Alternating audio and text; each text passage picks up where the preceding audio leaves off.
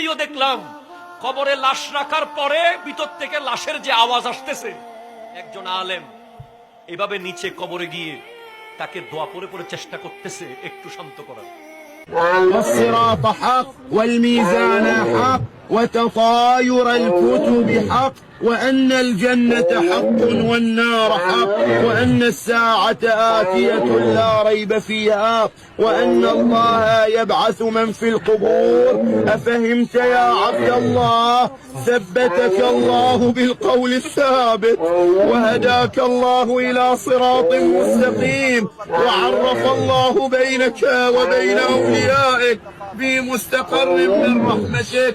اللهم جاف الأرض عن جنبيه واصعد بروحه إليك ولقه منك برهانا.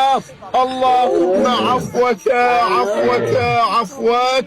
الفاتح. وتطاير الكتب حق وأن الجنة حق.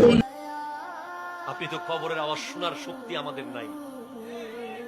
কবরের আওয়াজ আমার নবী শুনেছেন, এজন্য আমার নবী বলে গেছেন কবর 10টা বাক্য বলে বলে ডাকে প্রতিদিন।